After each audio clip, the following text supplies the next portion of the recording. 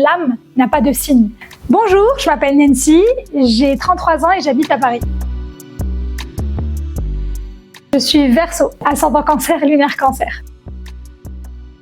Ça a commencé très jeune déjà, j'avais déjà 12 ans. Au moment où j'ai commencé à vraiment étudier ça sérieusement, j'avais remarqué que j'avais des copines qui se ressemblaient vraiment beaucoup et qui étaient nées le même jour. Et ces deux copines-là ne me laissaient pas voir d'autres copines. En fait, c'était les seules qui étaient assez possessives.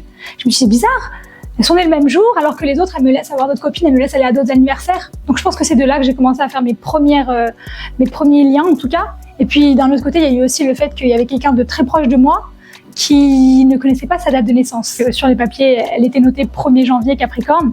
Et ça m'a toujours perturbée. Donc de là, j'ai commencé à me dire, est-ce qu'on pourrait peut-être pas trouver sa date de naissance? Donc je me suis beaucoup intéressée à l'astrologie. Mon approche, elle est assez différente de l'approche classique, en tout cas. Je pense que l'astrologie, c'est un réel outil de développement personnel qui nous permet d'apprendre à se connaître nous-mêmes, à connaître les autres, déjà en identifiant ses propres qualités, ses propres faiblesses, et en identifiant celles des autres, en analysant juste le comportement des gens. Mon approche, elle est beaucoup plus scientifique que basée sur une sorte de croyance, genre j'analyse pas vraiment les astres, j'analyse vraiment les comportements des gens, et on observe vraiment des comportements similaires en lien avec les dates de naissance. Donc en fait, j'ai appelé ça le labo de l'astro parce que je récolte vraiment plein de données à travers tous les sondages que je fais et on se rend compte qu'il y a de réelles statistiques. Il n'y a pas une seule personne qui traverse ma route sans que je lui demande sa date de naissance, plus précisément plus que son signe astrologique, et sans que j'essaie de faire des liens avec d'autres personnes nées à la même date. J'ai analysé des centaines de milliers de personnes depuis que j'ai 12 ans, j'en fais des sondages, je pose des questions à plein de personnes. En fait, je m'intéresse plus aux gens qu'aux astres. On me le demande souvent, Nancy, dis-moi avec quel signe est-ce que je suis compatible, avec quel signe je ne suis pas compatible.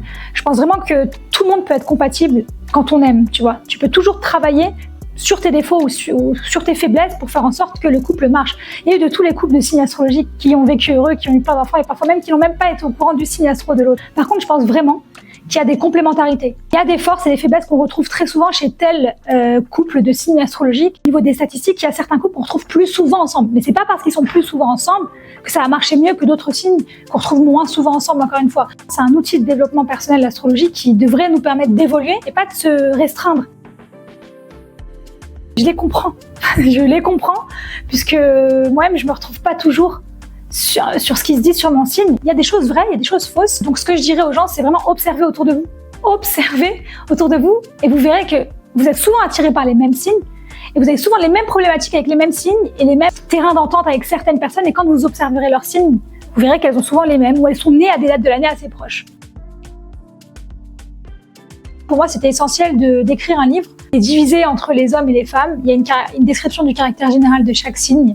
Ensuite, il y a une description en amour de chaque signe. Et puis, il y a une description des faiblesses et des forces de chaque couple possible. Il y a 288 affinités recensées, décrivant les forces et les faiblesses qu'on a l'habitude de retrouver. J'explique dès l'introduction de ce livre qu'il n'y a pas de compatibilité et de non-compatibilité. Il y a vraiment des complémentarités. On observe des forces et des faiblesses dans chaque couple de signes astrologiques. Les Gémeaux, on les qualifie tout de suite de manipulateurs. Ça peut être vrai parce qu'ils sont très vifs d'esprit. Mais encore une fois, je le dis tout le temps, l'âme n'a pas de signe. Que tu sois une bonne ou une mauvaise personne, ça dépend pas de ton signe astro. En fait, la vivacité d'esprit peut te donner cet avantage de savoir bien manipuler les gens. Est-ce que tu l'utiliseras à bon escient ou à mauvais escient? Ça dépend de ton âme et pas de ton signe. Là, on se méfie aussi beaucoup du Scorpion.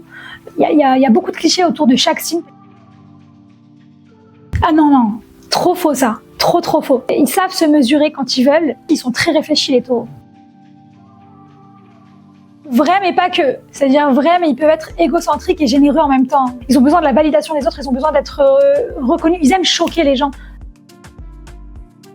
Ils ont des moments où ils ont besoin d'être seuls. Mais pour moi, tu vois, le Vierge, c'est le nouveau Gémeaux. Il a vraiment deux côtés. Il a vraiment son cercle restreint et il aime partager ses moments avec les personnes qu'il aime vraiment. Il n'y a pas de pire, en vrai, pour moi, il n'y a pas de pire. Ça voudrait rien dire, chacun a ses propres ressentis. Ouais, vrai. Magique et unique. Unique déjà dans le sens où mon approche est assez unique. Je propose du contenu vraiment basé sur le développement personnel en lien avec la date de naissance. Il y a des signes astrologiques qui vont être plus sensibles à certains exercices que d'autres. Le but de mes coachings, c'est d'aider les personnes à reprogrammer leur cerveau, à essayer de supprimer leurs croyances limitantes. Lance-toi avec l'idée que là c'est magnifique puisque c'est complètement dédié à l'astrologie. C'est-à-dire que les personnes qui vont venir sont déjà intéressées par ce domaine. C'est encore nouveau, Mime, mais tu vas avoir des gens de qualité qui sont là vraiment pour ton contenu, pour ton approche et qui sont forcément déjà intéressés par ce que tu proposes. Donc, je trouve ça hyper intéressant que Mime soit ouvert à cette branche qui est l'astrologie. Je dirais vraiment, n'hésite pas sur les réseaux sociaux comme sur la plateforme Mime aujourd'hui qui permet de trouver de bons coachs, des coachs passionnés et qui ont chacun leur approche et leur formation. Là, il faut que tu aies un certain feeling avec la personne, que tu ressentes qu'à travers juste son discours, tu te sens compris. Regarde les vidéos qui te plaisent et essaye d'avoir une certaine connexion déjà juste à travers les vidéos et n'hésite pas à prendre un rendez-vous parce qu'on travaille toute l'année pour un patron et on oublie de travailler sur soi et pour soi. Donc, je pense que c'est essentiel de faire des coachings pour apprendre à identifier un petit peu nos faiblesses et évoluer dessus. Et Power to Creator.